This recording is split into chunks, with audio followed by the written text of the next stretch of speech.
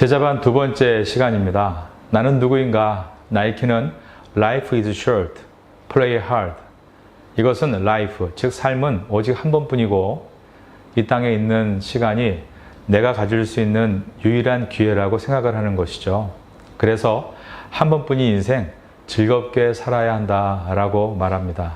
여러분 어떠세요? 우리 인생은 우리가 사는 일생으로 끝나는 것일까요? 나는 누구인가에 대해서 어떤 생각을 하고 있는가를 월드뷰, 세계관이라고 부릅니다. 각 개인에게는 각자의 세계관이 있습니다. 지금 온라인 강의를 통해 10분이 수업을 듣고 있는데요. 지금 이 온라인 강의 속에는 10명의 10가지의 세계관을 가지고 있는 것이죠. 그 세계관들이 어떤 동일한 생각으로 모일 때 우린 그것을 시대정신이라고 부릅니다. 우리가 사는 세상이 전부다. 그러므로 열심히 즐겨야 한다. 나이키의 광고가 적중을 해서 많은 사람들이 나이키의 물건을 사고 있다면 나이키가 시대를 선동해서 성공한 것이 아니라 나이키가 시대정신을 잘 읽었기 때문에 물건을 많이 팔 수 있는 것입니다. 이처럼 세상은 시간은 짧고 인생은 즐겨야 한다라고 할 때 참된 기독교인은 어떤 세계관을 가지고 있어야 할까요? 기독교는 나는 하나님의 걸작품이다 라고 말합니다. 그 이유는 창세기 1장의 말씀 때문이죠. 우리 시간에 한번 1장 26절을 다 같이 읽어보겠습니다. 시작! 하나님이 이르시되 우리의 형상을 따라 우리의 모양대로 우리가 사람을 만들고 그들로 바다의 물고기와 하늘의 새와 가축과 온 땅과 땅에 기는 모든 것을 다스리게 하자 하시고, 하나님이 사람을 지으실 때 하셨던 말씀입니다. 우리의 형상을 따라 우리의 모양대로 우리가 사람을 만들고, 하나님께서 당신의 형상을 따라 그분의 모양대로 우리를 지었다고 하셨기 때문에 우리는 하나님의 작품들인 것입니다. 작품과 상품의 차이가 있습니다. 상품은 같은 물건을 계속 만들어냅니다. 그리고 같은 물건을 점점 많이 만들어내면 그 가치가 떨어지게 됩니다. 요즘 코로나로 어디 안 나가시죠? 저도 어디 나가지 않고 있습니다. 하지만 그래도 가끔 교회 옆에 있는 세븐일레븐에 가서 물건들을 살 때가 있습니다. 치약을 가끔 사는데요. 치약 코너에 가면 참 많은 종류의 치약들을 보게 됩니다. 새로 나온 치약들이 앞쪽에 진열되어 있습니다. 우리가 쓰는 모든 물건들이 6개월마다 새로운 상품들로 새롭게 만들어진다고 하죠. 그리고 오래된 상품들은 진열대 뒤쪽에 전시가 되게 됩니다. 더 오래되면 이제 1+1 그렇게 택을 붙여놓고 싸게 판매합니다. 저는 주로 그것들을 많이 사는 편입니다. 가격도 저렴하고 물건은 그대로이니까요. 이것이 바로 상품입니다. 상품은 시간이 지나면 갈수록 가치가 떨어집니다. 그런데 작품은 그렇지 않습니다. 시간이 지날수록 가격이 올라가죠. 왜냐하면 상품처럼 수십, 수백 가지가 있는 것이 아니라 오직 하나만 존재하기 때문입니다. 화면은 우리나라에 있는 우리나라 국보 78호인 신라 반가사 유상입니다. 예전에 태국 목사님들을 모시고 한국을 방문했을 때 이 작품을 실제로 본 적이 있습니다. 미술관 관계자에게 이 작품의 가격을 얼마입니까? 라고 물었더니 관계자는 말하기를 값을 정할 수는 없고 유럽에 전시되어 갔을 때 들었던 보험이 500억이었습니다. 라고 대답을 해줬습니다. 여러분 한번 오른손을 들어보시겠습니까? 오른손 엄지손가락을 치켜 드셔보시면 지문이 있습니다. 각자의 지문이 다 다르죠. 한 사람도 같은 사람이 없습니다. 전 세계에 77억의 인구가 다 지문이 다릅니다. 놀라운 것은 과거에 살았던 모든 사람의 지문이 다릅니다. 그리고 앞으로 태어날 모든 인류의 지문도 다 다를 것입니다. 왜 그렇습니까? 모든 사람은 하나님께서 만드신 작품이기 때문입니다. 나와 같은 사람이 한 사람도 없었고 현재에도 없고 미래에도 없을 것입니다. 그런데 우리는 그냥 하나님의 작품이 아니라 하나님의 걸작품입니다.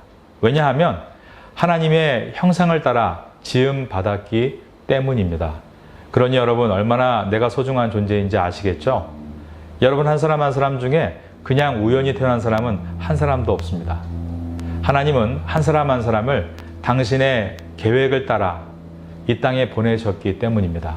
다시 한번 창세기 1장 26절을 볼까요? 하나님이 이르시되 우리의 형상을 따라 우리의 모양대로 우리가 사람을 만들고 그들로 바다의 물고기와 하늘의 새와 가축과 온 땅과 땅에 기는 모든 것을 다스리게 하자 하시고, 이것은 아직 하나님께서 인간을 창조하시기 전이었습니다.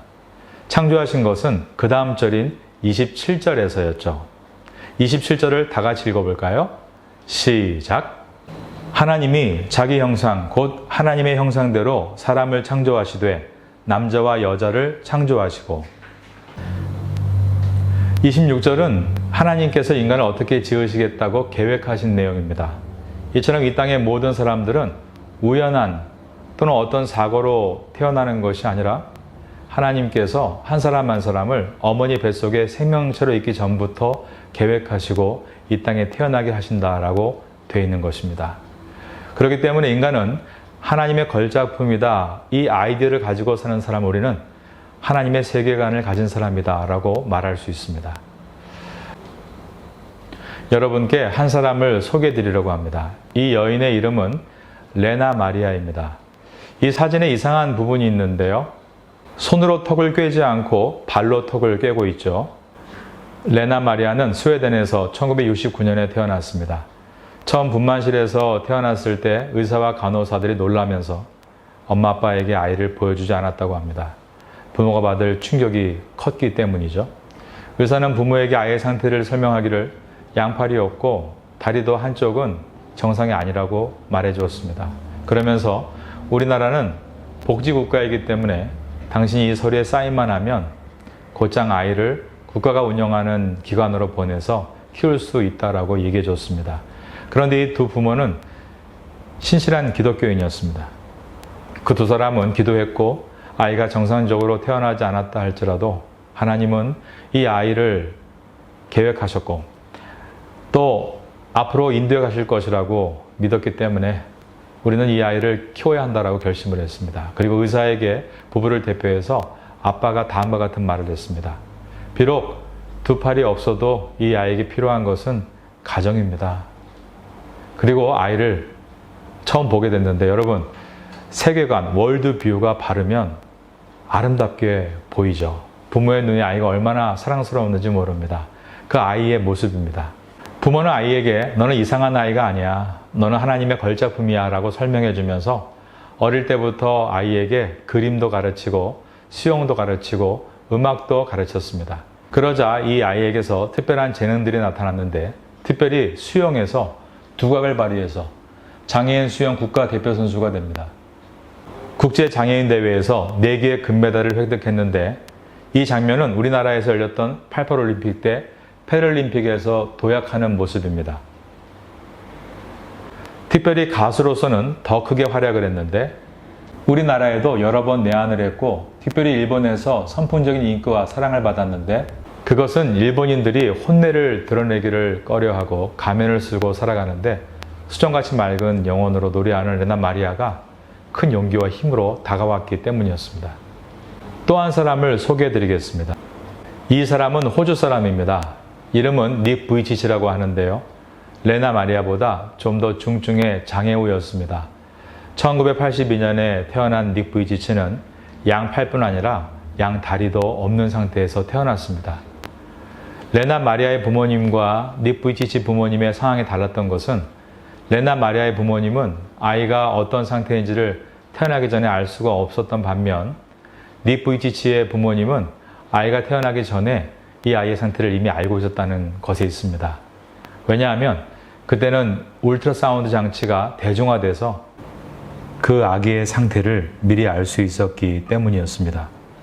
그러나 그의 부모도 모든 생명은 하나님께서 계획하시며 이 땅에 보내시는 것이기 때문에 만일 아이가 태어난다면 그것은 모두 하나님의 뜻이라고 믿었습니다.